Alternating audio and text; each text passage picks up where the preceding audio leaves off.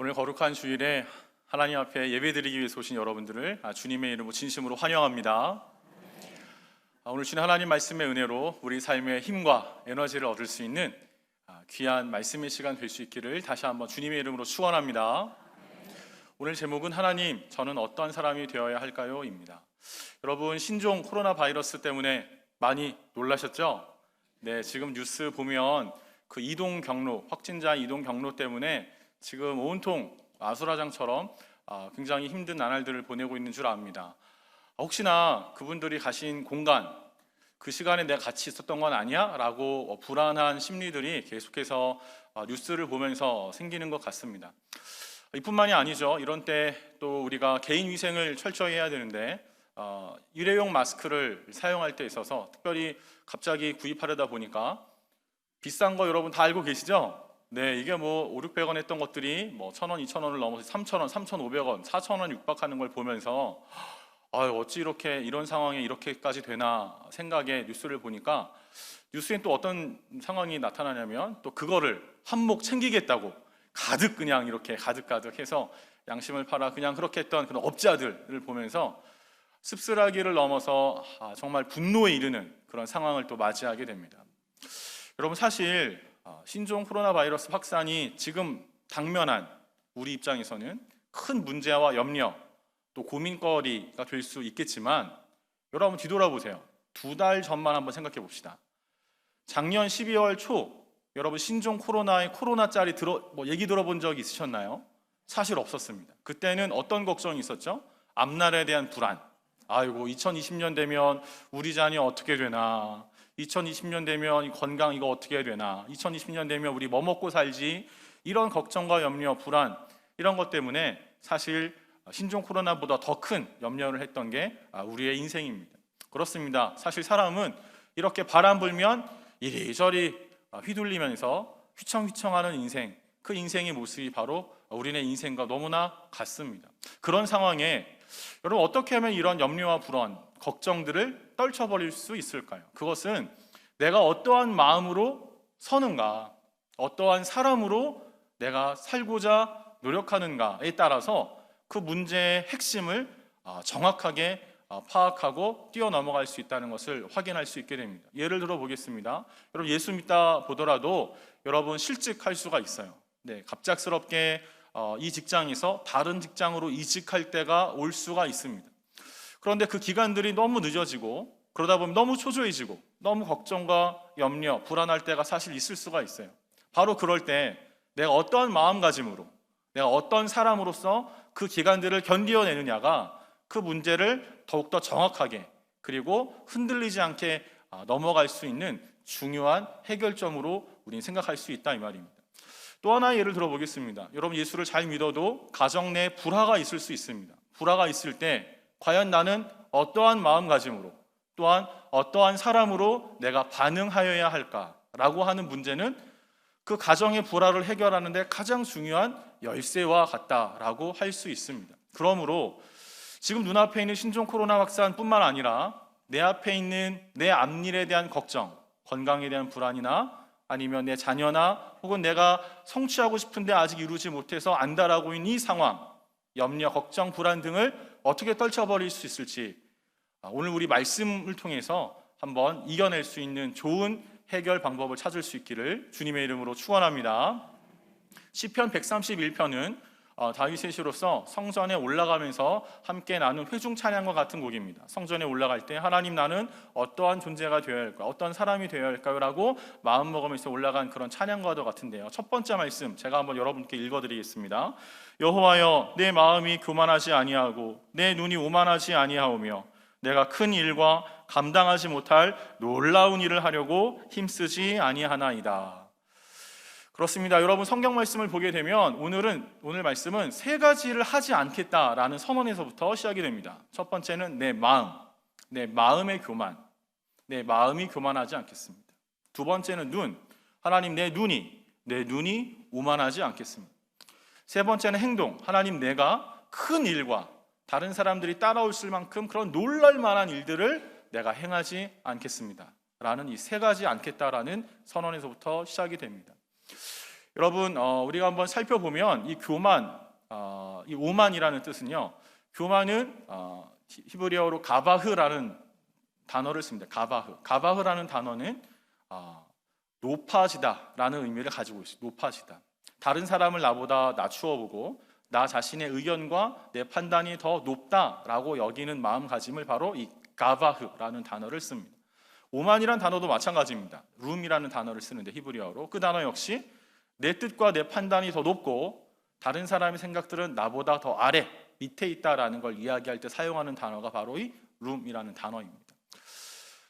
크고 놀랄 만한 일, 다른 사람들이 나를 바라볼 때 정말 대단하다 할 정도로 내가 욕심 있게 무언가를 성취하려고 하는 그런 놀라운 일들을 내가 행하지 않겠다 하는 이것 역시 마찬가지로 오만과 교만에서부터 시작되는 일이라 볼 수가 있습니다. 그런데 여러분, 교만과 오만의 단어는 말이죠, 예수님 안 믿는 사람들에게 있는 단어가 아닙니다. 하나님을 모르는 사람들에게 교만한 사람, 오만한 사람 이렇게 해당되는 단어만 아닙니다. 오히려 이 단어는, 이 교만과 오만이라는 단어는 오히려 예수님을 알고 하나님을 아는 사람들, 믿는 사람들에게 더 잘 드러나는 특징이라고 볼 수가 있습니다. 여러분 구약 성경을 보십시오. 구약 성경에 하나님의 놀라운 기적을 많이 체험한 사람들이 누구였을까요? 그것은 바로 이스라엘 민족이었습니다.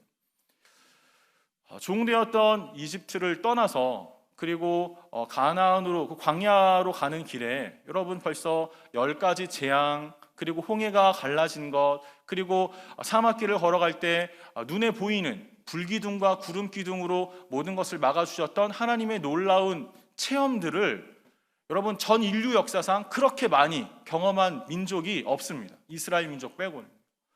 그런데 성경을 보면 여러분 시내산 앞에서 모세가 하나님의 십계명을 받기 위해서 올라갔을 때 그렇게 하나님을 잘 알고 하나님의 놀라운 기적을 경험했던 이스라엘 백성이 무엇을 합니까? 바로 금송아지를 만드는 끔찍한 일을 경험하게 됩니다. 금송아지. 내 판단, 내 생각에 이게 하나님이다. 이게 하나님이고 이제 모세 없어도 돼. 이제 금송아지 하나 놓고 이제 이것이 우리를 구원한 하나님이다라고 높이 부르자라고 그들 스스로가 금을 모두어 금송아지를 만들었던 것이 바로 이스라엘 민족이었습니다. 그런 이스라엘 민족을 대해서 하나님께서는 모세에게 여러 차례 교만과 오만에 해당하는 단어를 사용하여서 목이 곧은 백성들, 교만하고 오만한 백성들이라고 지칭하였던 것을 볼 수가 있습니다. 여러분, 이스라엘 백성뿐이겠습니까? 신약 성경을 보면 또 나와 있습니다. 여러분 예수님의 제자들을 생각해 보십시오. 예수님의 제자들 12명은 예수님과 함께 3년 6개월을 함께 보낸 사람들이었습니다.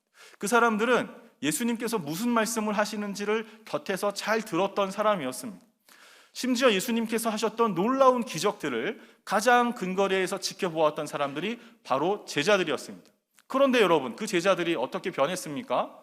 오히려 그 마음이 교만해지고 오만해져서 제자들의 어머니가 찾아와 예수님께 말하지 않습니까? 당신의 나라가 이 땅에 오거든 내 아들을 좌편에 하나는 우편에 두게 하여 주소서라고 청원하는 것들을 보게 되면 그때 당시 제자들의 상황 자체가 서로가 교만하고 오만한 마음으로 다른 사람들을 낮게 여겼다는 사실들을 충분히 알 수 있는 대목이라 할 수가 있습니다. 여러분 이렇듯 교만과 오만은 동떨어진 얘기가 아닙니다. 하나님을 잘 알면 알수록 그리고 예수님을 잘 믿으면 믿을수록 교만과 오만이라는 단어에 더 우리가 주목해서 나도 충분히 그럴 수 있구나라고 생각할 줄 알아야 한다는 것입니다. 그러므로 오늘 첫 번째 말씀을 통해서 우리는 중요한 기도 제목을 발견합니다. 하나님, 내 마음이 교만하지 않고 내 눈이 오만하지 않으며 내가 크고 놀랄 만한 일들을 행하지 않겠습니다. 여러분 한 단어로 뭐라고 줄일 수 있을까? 한 단어로. 그것은 바로 겸손입니다. 겸손. 그러므로 여러분 우리가 뭐라고 기도해야 됩니까? 하나님, 겸손한 사람이 되게 하여 주시옵소서. 하나님, 겸손한 사람이 되게 하여 주시옵소서라고 기도하여야 한다는 것입니다. 겸손이 무엇입니까? 남을 존중해주고 자기 자신을 낮춘다. 국어사전엔 이렇게 되어 있습니다. 남을 존중해주고 나 자신을 낮춘다. 하나님을 존중하고 나 자신을 낮추는 것, 이것이야말로 겸손한 사람이라고 할 수 있다는 사실입니다. 그러므로 여러분 하나님 앞에 겸손해지려는 사람은 마땅히 사람 앞에서도 겸손한 마음을 가지고 훈련을 하여야 합니다. 여러분 사랑하는 자녀를 대상으로, 여러분 사랑하는 부모님을 대상으로 한번 내가 겸손한 마음을 가지고 섬기겠습니다 라는 각오를 하셔야 됩니다. 내가 오늘 주일 말씀 들은 것처럼 눈에 보이지 않는 하나님께 겸손하듯이 눈에 보이는 사랑하는 내 가족들에게 하나님 겸손한 사람이 되게 하여 주시옵소서. 사랑하는 자녀들이 나에게 뭘 원하는지, 사랑하는 부모님이 나에게 무엇을 요청하시는지를 귀담아 잘 듣고 그리고 같이 잘 대화하면서 내가 그 뜻대로 맞추어 드리는 것, 그것이야말로 겸손이라 할 수 있다는 사실입니다. 그러므로 여러분, 걱정과 불안, 염려가 닥쳐올 때 우리가 분명히 구해야 할 것이 있으니 그것은 무엇이냐? 바로 나 자신을 향한 하나님, 제가 겸손한 사람이 되게 하여 주시옵소서 라고 기도할 수 있는 저와 여러분 될 수 있기를 주님의 이름으로 축원합니다. 첫 번째가 겸손한 사람을 위해서 기도하는 것이라면, 두 번째, 오늘 성경 말씀은 두 번째 이렇게 말씀하고 있습니다. 실로 내가 고요하고 평온하기를 마치 젖된 아기가 그 어미 품에 있음 같으니 내 영혼이 젖된 아이와 같도다 라고 말씀하고 있습니다.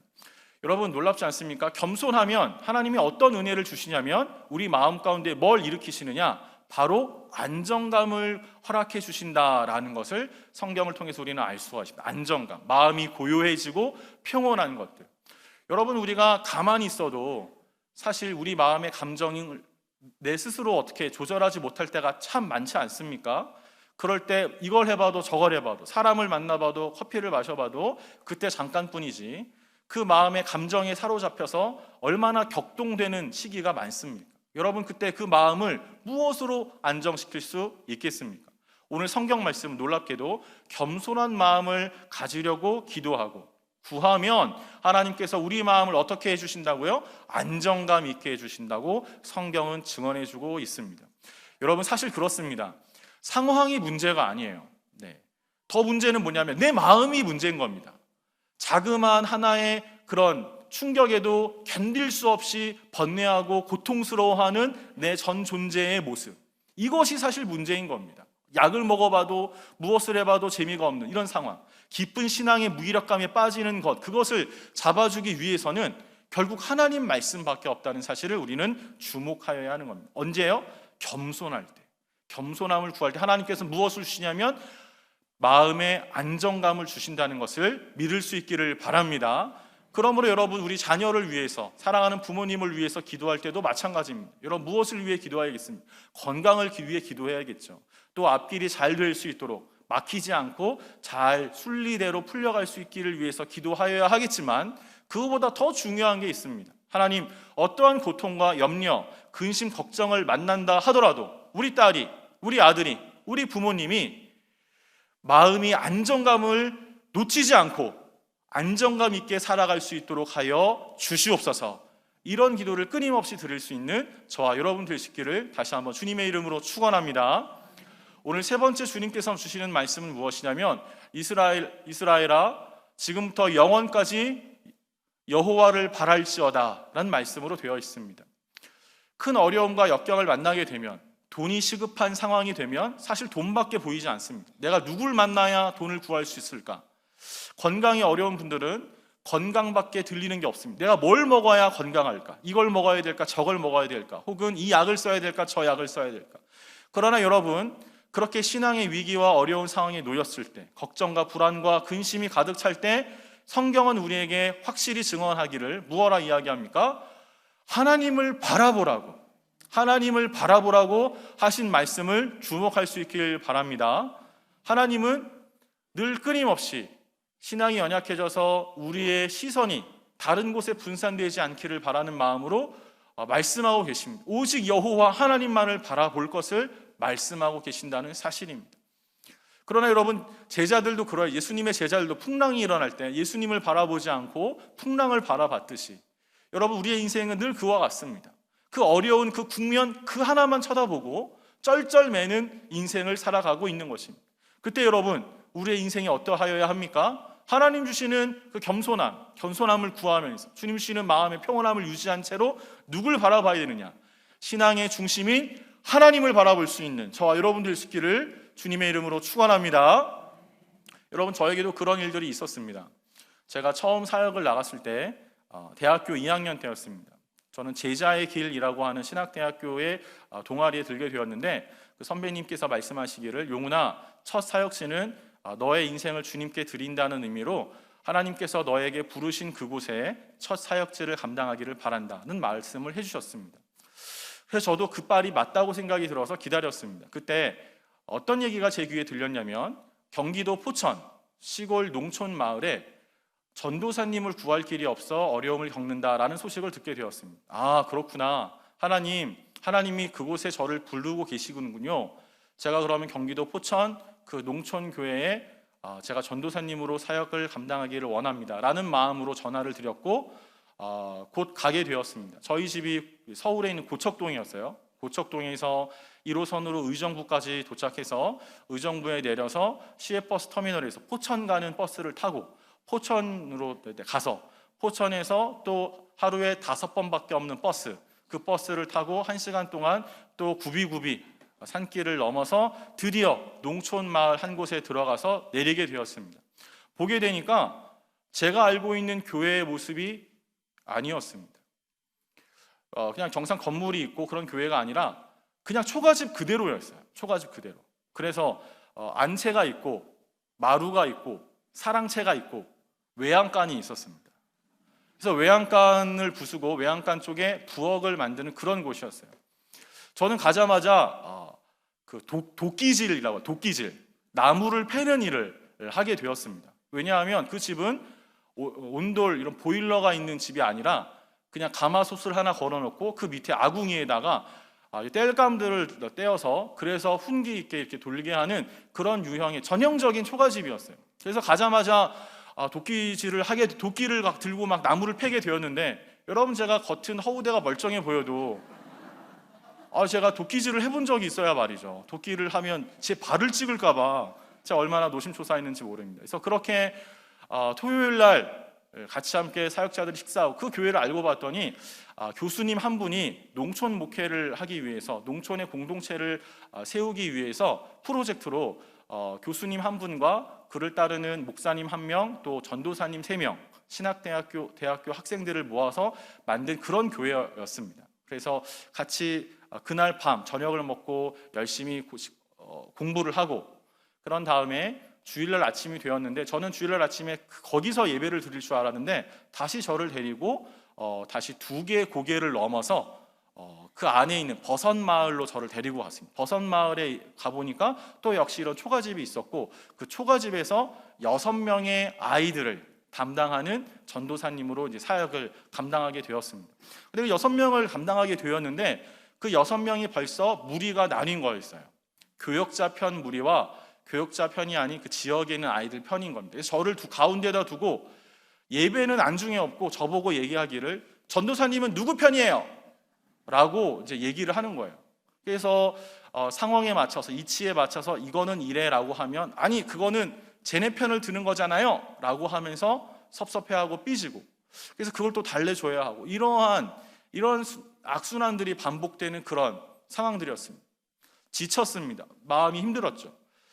또 점심에는 어르신들을 모시고 20명 정도 식사를 하시게 되었는데 시골에서는 다 이제 모든 다 꺼내지 않습니까? 그래서 밥 공기, 국그릇, 그래 반찬 전부 다 깔아서 했는데 이제 식사를 물리고 나서 여러분 설거지를 누가 했을까요?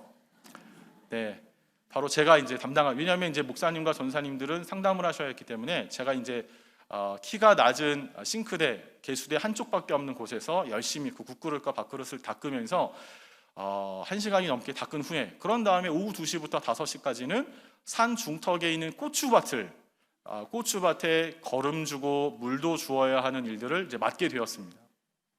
제가 이전 교회에서 섬겼던 것들을 생각해 보았어요. 내가 이전에 이 시간대에는 찬양 인도도 하였고 그리고 성가대로 봉사도 하게 되었고 교사로 봉사하기도 하였고 청년교구에서 말씀을 증언하는 그런 구역장 역할도 하고 했었었는데 지금 나는 이곳에서 설거지하고 있고 고추밭에 물 주고 그리고 거름을 주고 있구나. 그래서 처음에 마음이 참 어려웠습니다. 솔직히 3개월을 지속했는데 너무 마음이 어두워져 가기 시작한 거였어요. 그때 제 마음이 점점점 높아지기 시작했습니다. 일주일에 단 한 번 주는 물, 단 한 번 주는 비료 가지고 제가 온 산 온들을 다 길러 키우는 그런 마음을 가지고 이제 얘기하기, 떠벌리기 시작하는 것이었어요. 그러다 보니 제가 정상이 아닌다는 것을 알게 되었고, 제가 성경 말씀을 통해서 제 삶을 돌아보게 되었는데, 그때 만난 말씀이 시편 131편 오늘 말씀이었습니다. 아, 하나님, 농촌 현장이 문제가 아니었군요. 초가집에서 예배드리는 게 문제가 아니라 내 마음이 문제였군요. 내 눈이 문제였습니다. 내 행동이 문제였습니다.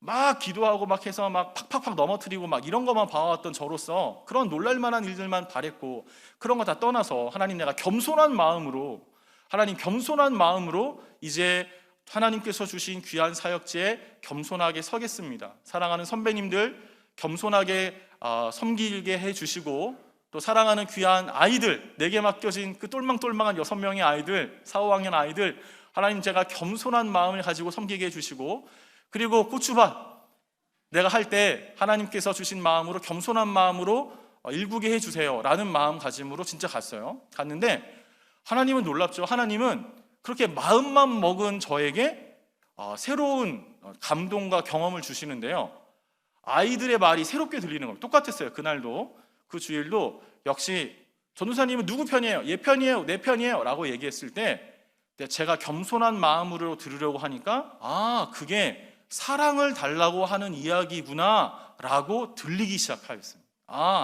얘가 지금 PR을 갈라서 누구 편 내 편 하는 게 아니라 나에게 사랑을 달라고 이야기하는 걸 이렇게 얘기하는구나 라는 걸 뒤늦게 깨달았습니다. 그리고 여러분, 제가 고추밭에 올라갔을 때 새로운 감동이 밀려 들어왔어요. 여러분, 사실 제가 일주일에 한 번 하는 거지만 온도도 적절하게 맞춰주시고 비도 내려주시고 햇볕도 주시는 건 누굽니까? 하나님이시잖아요. 이용훈이 키운 게 아니잖아요. 그렇죠? 그때 저는 비로소 보게 되었습니다. 만물을 하나님께서 사랑하신다는 사실을, 온 만물을 하나님께서 사랑해 주신다는 사실을 그제서야 깨닫게 되었어요. 하나님, 제가 더 겸손한 마음으로 하나님 제가 섬기겠습니다. 그렇군요.